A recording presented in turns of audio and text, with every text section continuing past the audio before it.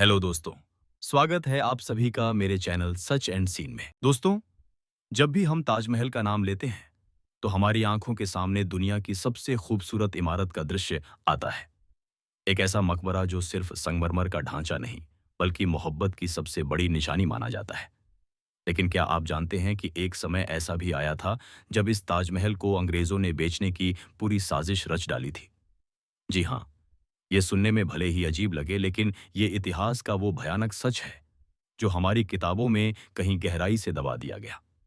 1830 के दशक में भारत का governor general Lord William Bentinck, जो उस समय अंग्रेजी सत्ता का सबसे बड़ा अधिकारी था, उसने एक योजना बनाई कि ताजमहल और आगरा किला जैसे अजूबों को बचाने के बजाय उनके हर संगमरमर के पत्थर को उखाड़कर लंदन और यूरोप के बाजारों में नीलाम किया जाए, ताकि ईस्ट इंडिया कंपनी को अरबों रुपए का मुनाफा हो सके।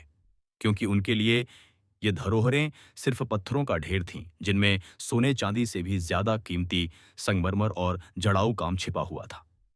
उन्होंने इसे कला या इतिहास की अमानत नहीं बल्कि व्यापार का जरिया समझा।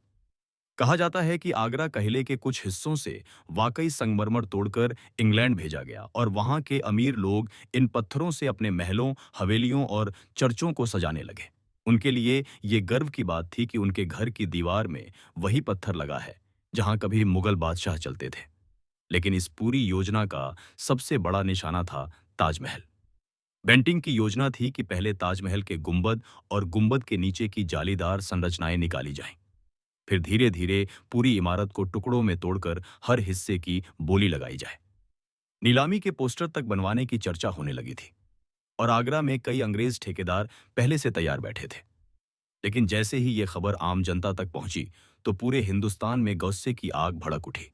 हिंदू, मुसलमान, सिख, सब समुदायों ने एक साथ आवाज उठाई कि अगर ताजमहल को हाथ लगाया गया तो अंग्रेजों के लिए भारत में राज करना मुश्किल ही नहीं बल्कि नामुमकिन हो जाएगा।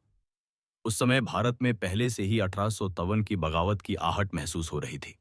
लोगों के दिलों में अंग्रेजों के खिलाफ नफरत उबल रही थी और बेंटिंग जानता था कि अगर उसने ताजमहल को तोड़ने की कोशिश की तो वो बगावत उससे कई साल पहले ही फट पड़ेगी।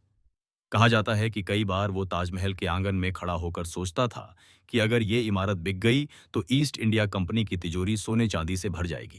लेकिन साथ ही उसे ये डर भी सताता था कि ये फैसला उसकी गवर्नर जनरल की कुर्सी तक ले डूबेगा। इतिहासकार ये भी लिखते हैं कि ब्रिटेन में बैठे कई सांसदों को जब ये बात पता चली तो उन्होंने भी कहा कि अगर ताजमहल जैसा अजूबा तोड़ दिया गया तो पूरी दुनिया अंग्रेजों को कला और इतिहास का दुश्मन मान लेगी। इसलिए ये योजना दबा दी गई। लेकिन सच तो ये है कि आगरा किले के संगमरमर के टूटे टुकड़े आज भी इस बात के गवाह हैं कि अंग्रेजों ने भारत की कितनी लूटपाट की। सोचिए, अगर उस वक्त लोगों ने आवाज न उठाई होती, अगर बेंटिंग जनता के गुस्से से न डरता, तो आज ताजमहल सिर्फ एक नाम होता। उसकी तस्वीरें सिर्फ किताबों और पुराने दस्तावेजों में मिलती और जब कोई विदेश से भारत आता तो हम उसे सिर्फ ये कहते कि कभी यहाँ दुनिया का सबसे बड़ा अजूबा खड़ा था। लेकिन अब वो बेच दिया गया। इसीलिए कहा जाता है कि ताजमहल सिर्फ शाहजहां और मुमताज की मोहब्बत की निशानी नहीं बल्कि हिंदुस्तानियों की उस एकजुट आवाज की भी निशानी है जिसने अंग्रेजों को झुकने पर मजबूर कर दिया। इस घटना के बाद अंग्रेजों ने कभी दोबारा इतनी हिम्मत नहीं की कि ताजमहल की तरफ लालच भरी नजर डालें। और दोस्तों, यही है इतिहास का वो काला सच जो हमें याद दिलाता है कि हमारी चुप्पी कभी-कभी हमारी सबसे बड़ी धरोहरों को मिटा सकती है। लेकिन जब हम एकजुट होकर खड़े होते हैं तो दुनिया की सबसे बड़ी ताकतें भी झुक जाती हैं। ताजमहल आज भी खड़ा है, न सिर्फ मोहब्बत के प्रतीक के रूप में बल्कि इस बात के सबूत के रूप में कि जब पूरी कौम एक साथ उठती है तो इतिहास की धारा बदल जाती है। और अगर आपको ऐसी अनसुनी और दबी हुई कहानियां सुननी हैं जो किताबों से गायब हैं, तो जुड़े रहिए सच एंड सीन के साथ, जहां हर सच सामने आएगा और हर सीन आपके रोंगटे खड़े कर देगा।